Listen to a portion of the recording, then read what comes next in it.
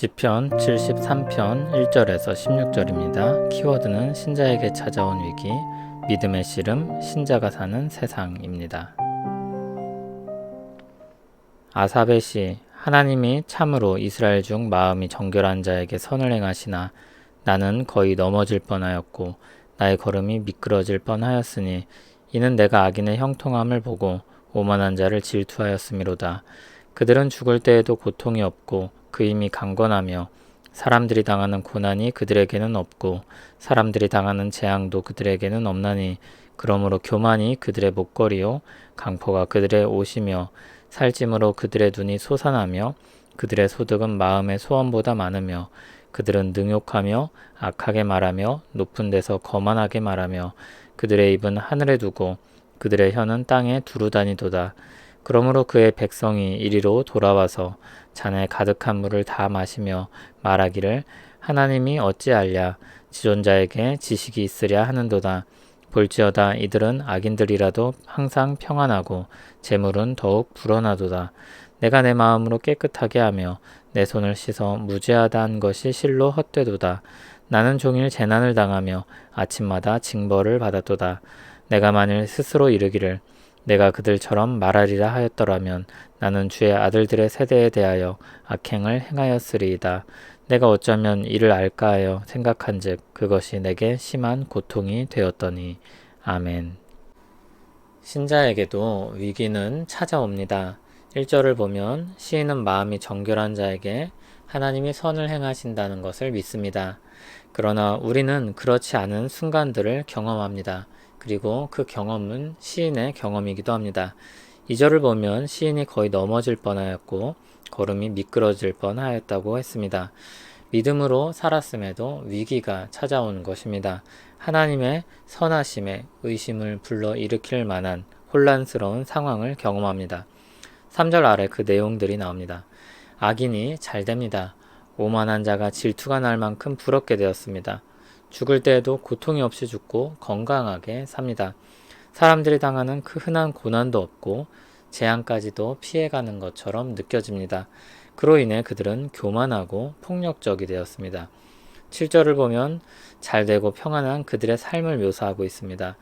잘 먹고 지내기 때문에 살이 찌고 그리고 눈이 튀어나옵니다.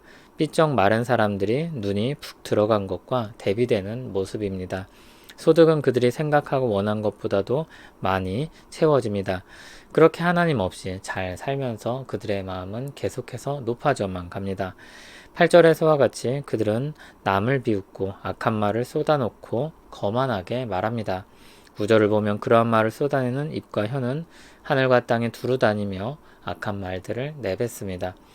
10절에는 그들에게 속한 백성들은 물을 돌이키듯 그들의 생각과 말들을 다 받아들입니다. 11절을 보면 이들의 말이 나옵니다. 하나님이 어찌 알랴 지존자에게 지식이 있으랴. 하나님을 무시하고 조롱합니다. 분명 그들은 악인인데 평안하고 재물까지도 불어나고 있습니다. 그런 현실을 마주한 시인은 13절에 나온 것처럼 자신의 신앙에 회의감을 느낍니다. 자신의 마음을 정결하게 지킨 것이 헛되다 했습니다. 14절을 보면 악인은 그렇게 형통한데 신앙을 지키며 산 자신은 종일 재난을 당하고 아침마다 하나님의 징벌을 받는 것처럼 느껴졌습니다. 15절에서는 자신은 악인들처럼 악한 말과 악한 행동을 하지 않았다고 토로합니다. 16절에 이 시의 전반부에 결론이 나옵니다. 어떻게 이 현실을 이해할까 생각하면 자신에게 그것이 심한 고통이 되었다고 했습니다. 자기 신앙생활과 대비되는 악인들이 형통하게 살아가는 것을 보면서 낙담한 시인이 노래한 그런 시입니다. 정말 열심히 믿음으로 살았습니다. 그런데 그 결과가 무엇입니까? 악인들은 잘 나가고 평안히 떵떵거리면서 사는데 자신에게 안 좋은 일들이 일어나고 매일 벌을 받는 것처럼 삽니다. 하나님의 선하심을 믿고 순종했던 시간들이 어리석게 느껴지고 하나님에 대한 배반감을 느끼게도 됩니다. 악인의 형통과 의인의 고난은 성경에 종종 등장하고 우리 현실에도 경험하는 난제입니다. 그 대표적인 인물이 바로 욥입니다. 욥은 정말 경건히 살았던 사람이었습니다. 하나님이 인정하는 사람이었습니다. 그런데 그에게도 어려움은 찾아옵니다. 시편 73편의 후반부를 보면 시인도 결국 답을 찾게 될 것입니다. 그러나 이 전반부의 시간 속에서는 시인은 방황하고 어찌할 바 모르는 구렁텅이에 빠져있는 처지와 같습니다. 신자에게 어느 정도까지 어려움이 찾아올 수 있을까요? 오늘 시편과 욥기를 생각하면 아마 우리가 상상할 수 있는 어려움은 다 찾아올 수 있다고 말할 수 있습니다. 그때 신자는 믿음의 씨름을 합니다. 신자는 하나님이 선하시다는 전제를 가지고 있습니다. 악인의 형통함을 비정상적인 것으로 받아들입니다. 그러한 현실이 있음을 보고 경험하면서도 그들처럼 말하지 않고 그들처럼 행하지 않습니다. 거의 넘어질 뻔하고 큰 고통이 되기도 합니다. 그러나 여전히 하나님 편에 서서 씨름합니다. 하나님은 거기까지만 우리를 흘러가도록 두십니다. 그리고 결국 돌아오게 하십니다. 우리가 신자로 사는 세상의 범주는 굉장히 넓습니다. 예수님을 믿으면 갑자기 우리를 다른 세상으로 데려가시지 않으십니다. 이 악이 그대로 머물러 있는 이 세상 속에 우리를 두십니다. 악한 현실을 보고 듣게 하실 뿐만 아니라 그런 현실에 휩쓸리게도 두십니다. 그 순간, 그 기간에는 우리 믿음이 뿌리채 흔들려서 뽑혀버릴 것처럼 느껴지기도 합니다. 그런데도 하나님이 우리를 붙잡고 계시기 때문에 뽑혀버리는 데까지는 끌려가지 않습니다.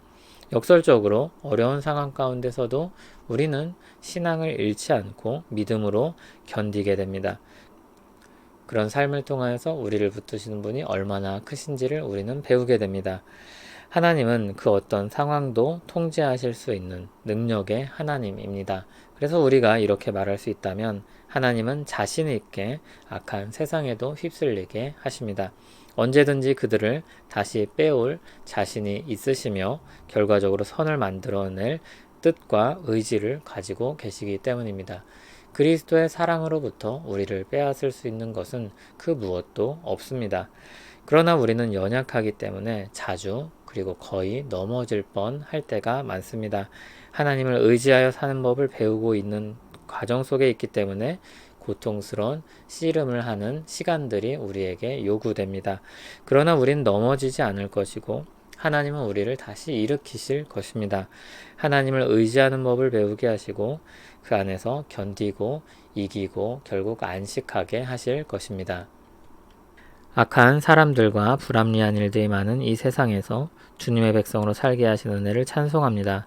우리가 불만족스러운 현실들을 보고 듣지만 믿음으로 씨름하며 주 안에 살기 위해 힘쓰는 우리를 살피시고 붙드시며 인도하시는 줄 믿습니다. 또 하루를 믿음으로 주님의 백성답게 살게 하옵소서. 예수님 이름으로 기도합니다. 아멘.